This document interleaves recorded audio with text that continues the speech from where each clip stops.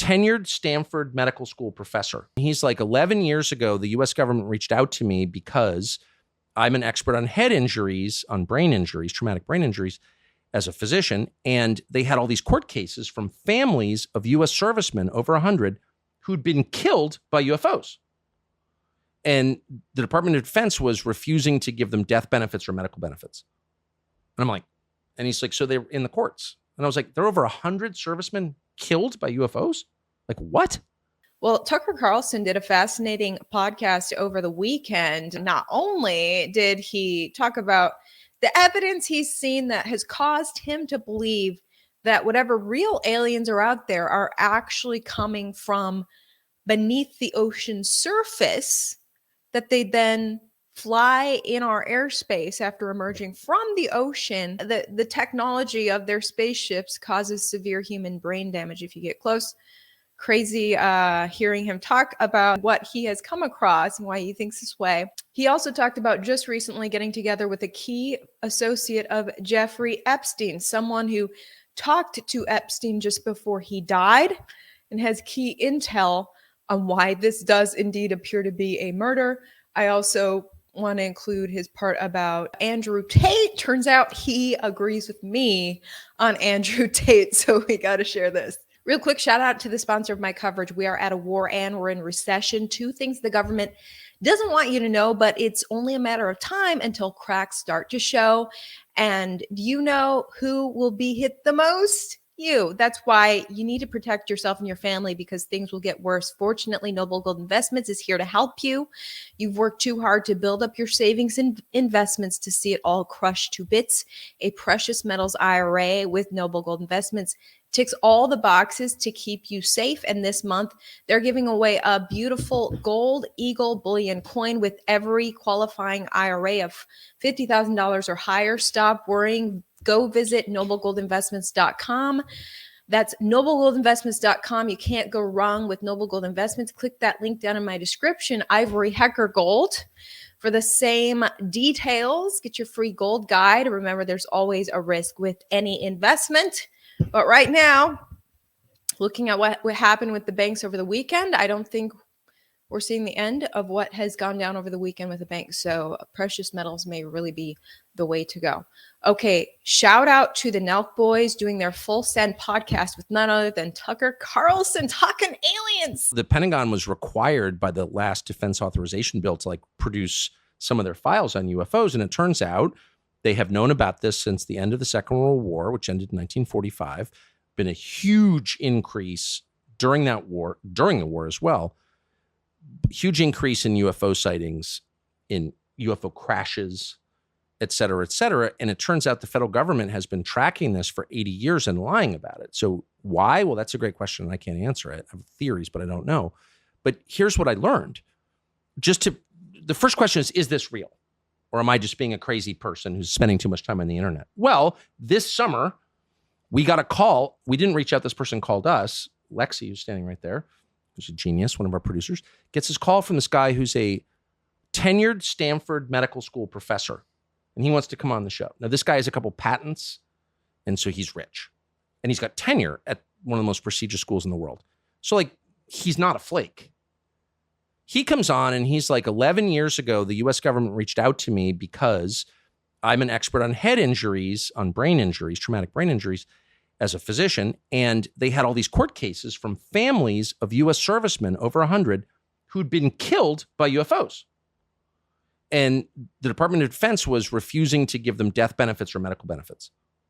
And I'm like, and he's like, so they're in the courts. And I was like, there are over 100 servicemen killed by UFOs? Like, what?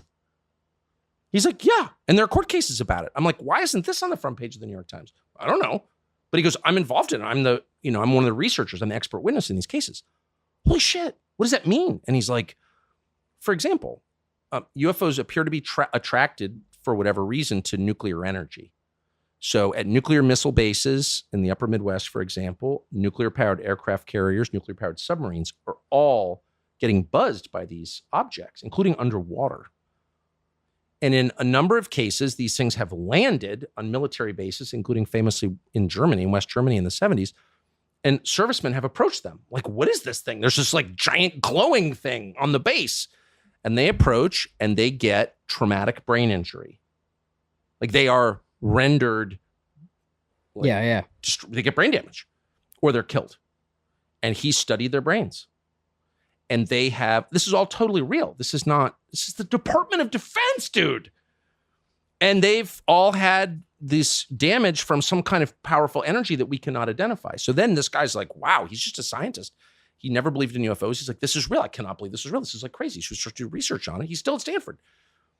And it turns out that actually, yes, these things have been shot down and crashed, and the U.S. government has the wreckage, and it's being held by defense contractors, Raytheon, Lockheed, which are big independent companies, but that work for the U.S. government. They're really part of the Department of Defense, but they're separate. So you can't, their sunshine laws don't apply to them. You can't actually get information from them. It's a very tricky way to hide information. And they have the wreckage from these crafts. And I'm like, really? Are we positive these aren't like advanced Russian or Chinese? No, of course not. So is it more like the government or whatever is just this good at hiding it, or people just don't care? Well, I think it's a combination of both. I think it's too big for people to metabolize. Like if Prince Harry says something stupid, everyone's like, I can't believe Prince Harry. Because like that's manageable. You can like, oh, this douchey fake prince with his stupid wife from Santa Monica. Like I get that. But the idea that we're not alone in the universe and we're getting buzzed by these objects whose behavior defies physics, like that just explodes too many categories in my head. I just can't deal with it. And I think that's part of it. But I'll tell you this, the most interesting from my perspective, I don't know if it's a consensus, but a lot of people, serious people, not crazy people who study this stuff, U.S. government employees, seem to believe that these objects are coming from under the oceans. So the conventional view is they're coming in from outer space. There's not actually a lot of, something enters the atmosphere, we can see it on satellite, and there's not any evidence of that actually. Maybe it's happening, but we don't know that it is.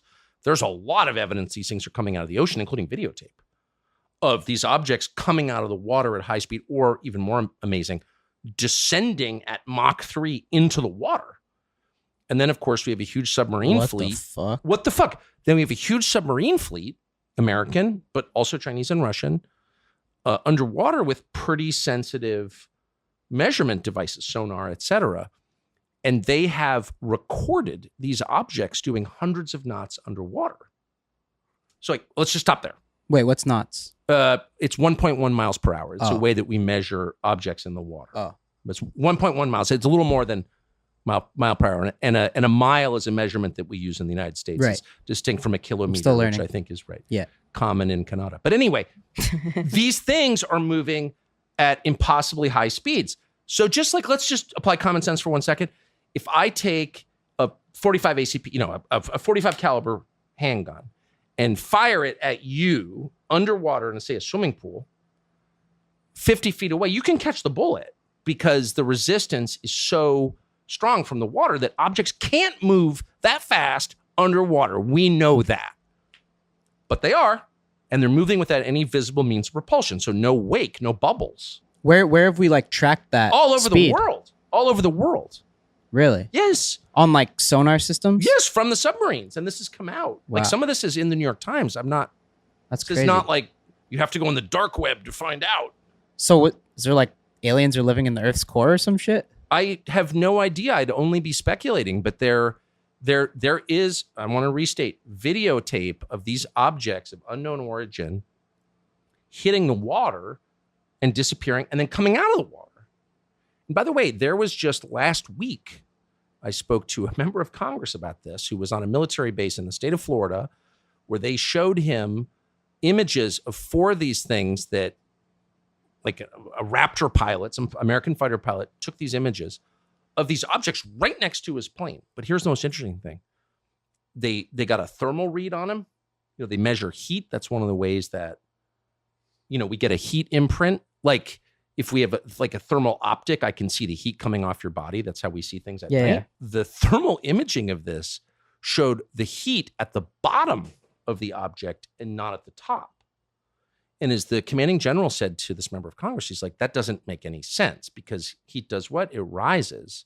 So you don't ever see a thermal image of anything with the heat at the bottom. The heat's at the top. Is cool at the top, hot at the bottom? How does that work? If I put a cigarette lighter under my hand, where's the hot part? Yeah. Right? So he's like, as a matter of physics, that can't happen. So to me, one of the most intriguing questions about all of this is, does physics actually describe the world around us? And no, not all of it anyway. So like, what the fuck is that? Like, if all of a sudden I'm saying like the laws of physics, like gravity, photosynthesis, like not all of that is real. Like it has limits and there are things that exist outside of it. That's when your brain starts to explode. I just wonder what would happen if something does come out, more evidence does come out, how the people would respond to that. We'll ignore it. So my impression, I don't know this for a fact, but everyone I've ever talked to about it is like, one of the reasons they're nervous is that this shows, and the Russians and Chinese feel the same way apparently, it shows that our military does not control our airspace, which is like a basic precept of a country. Like, this is our country, we control our borders, we control our airspace and our waters, and we don't. So that's really scary, and it shows that the military is not in control. So they don't want to admit that.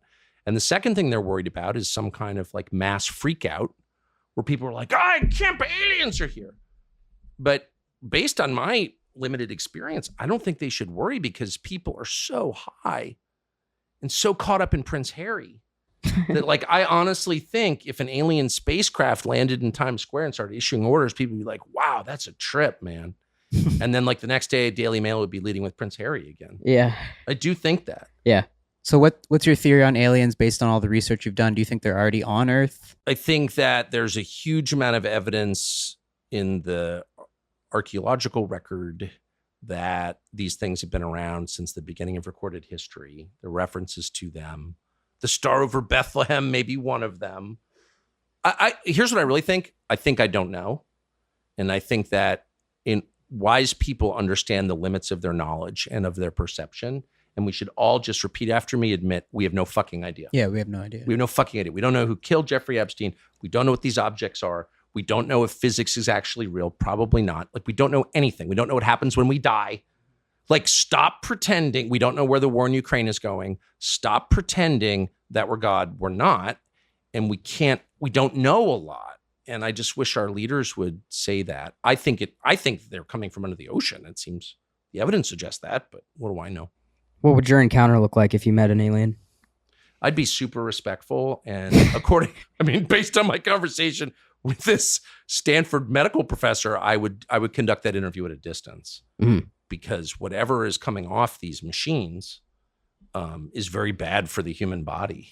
Super killed people, like a bunch of people. Yeah. Fuck. By the way, last thing, how can something kill an active duty U.S. serviceman or several of them? And like, that's not a story? Okay, here's where Tucker says that last Friday, he actually got together with a key Epstein associate and has new intel on why he strongly believes Epstein was murdered. So I'll tell you what I know, which I just had a lunch about this on Friday. It was really interesting with one of his closest friends. Here's what we know. I think there were $600 million recovered in cash and assets in his estate. I think that's the right number. It may have been 700. Hundreds of millions. And that was 4 years ago that he died?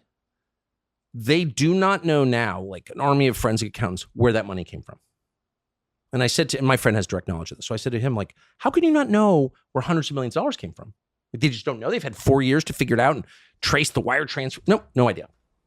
600 million? Yes. And that's of the recovered assets. So that's the value of his real estate and his cash and his equities or whatever.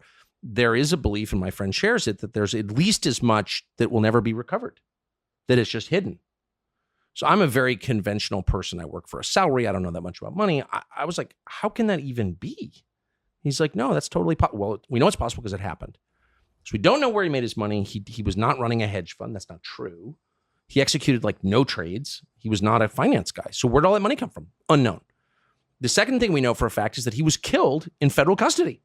He was murdered. That's true. And if you look into it, as I did, I spent a week looking into it because his brother Mark reached out to me. And again, I know nothing else. Like, I don't know what Jeffrey Epstein was doing. I don't know. I've never seen any tapes. Like, I don't know anything. So the two things I know are we don't know where the money came from. We don't know what he did for a living. And we know that he was murdered.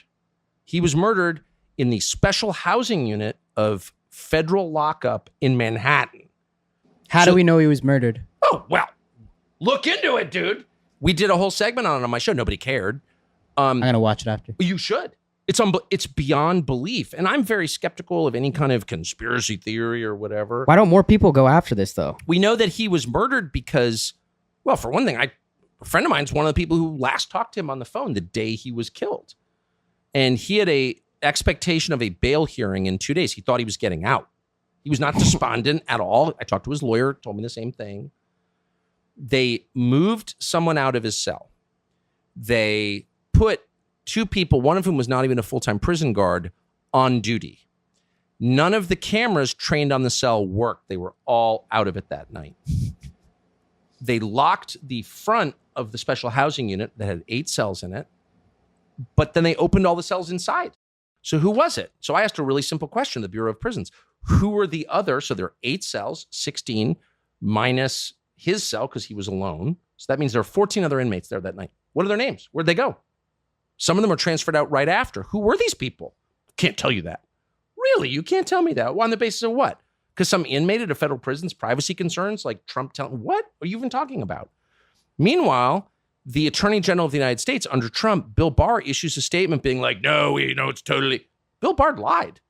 There's no question that Bill Barr, he clearly suspected Epstein was murdered, but stopped the investigation into it. I went and read Bill Barr's book in which he explains all this, and it's like complete bullshit and transparent bullshit. So I have no idea why the Attorney General of the United States would be lying about this, but there's literally no question that he did. I know him. So Bill Barr's super nice guy. We reach out to Bill Barr like, hey, why don't you come on and explain why you lied about Jeffrey Epstein's death? No. So I don't want to overstate what I know. I'm just telling you what I do know. Mm-hmm. He was killed. Yeah. Wow. By whom? No idea. We could guess. But as my friend said, I said to my friend on Friday, actually, who do you think killed Epstein? And he goes, the list of people who wanted to kill Epstein was so long. Like, it could be anybody. Wow. But whoever did it, here's the one thing I'll say. Whoever did it was able to do it in the most secure lockdown in the United States of America and then get away with it. So I was interviewing all these people like, will you come on the show and talk about it? No. Why? And one of them said to me, whoever killed Epstein clearly has a lot of power. I mean, like, if I said to you, I want you to kill this guy in the special housing unit, federal lockup in Manhattan. You got to have some pull. You'd be like, I'd love to kill him, but like, how do you do that? Yeah. Right? It'd be pretty hard to pull that off. Well, someone pulled it off.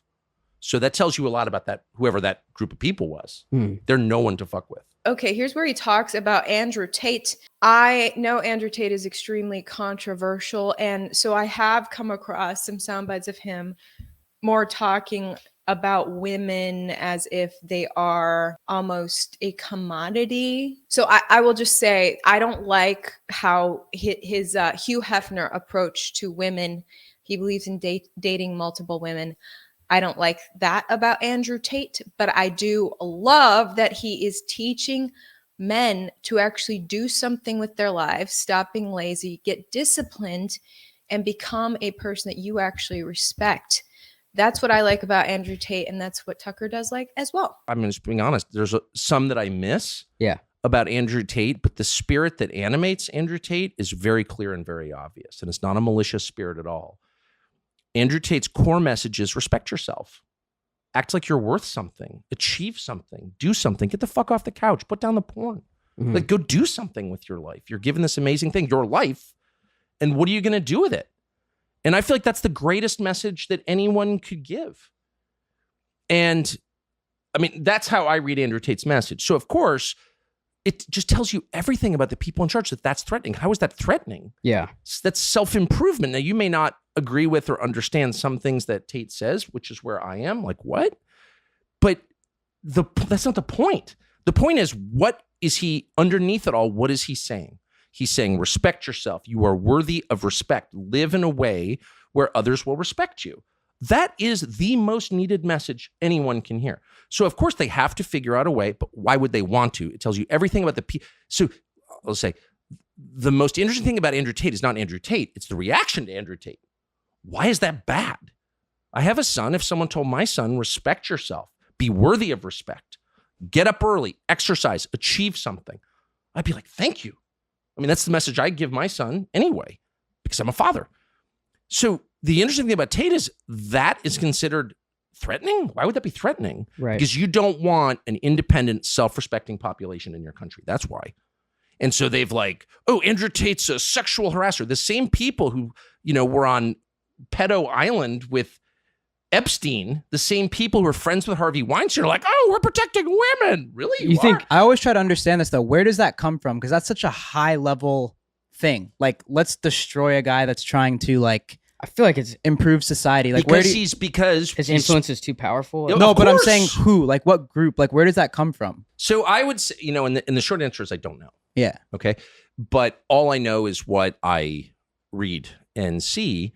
And it's, from what I can tell, on the basis of my limited knowledge, this is a conspiracy of like-minded instincts.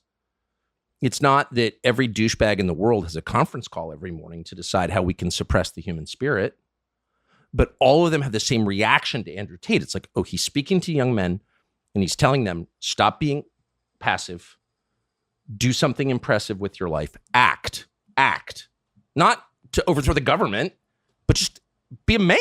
Yeah. And that is so threatening to them that, and I'm talking about the media, heads of state, which are the two main players in this ongoing effort to suppress and degrade and to kill the spirit of the population. Again, shout out to the Nelk Boys for doing this podcast with Tucker Carlson. I will always think the Nelk Boys are dope AF for this podcast they did with none other than OJ Simpson. Check this out. Are you upset that the killer of Ron and Nicole was never found? Right now, I'm not going to discuss any of that. All right? Yeah, I think that's a pretty obvious question, but I'm not getting in that. I'm not going there. You don't think that they're still out there? I'm not going there. Okay, now go to the link down in my description to watch the full Nelk Boys podcast with Tucker.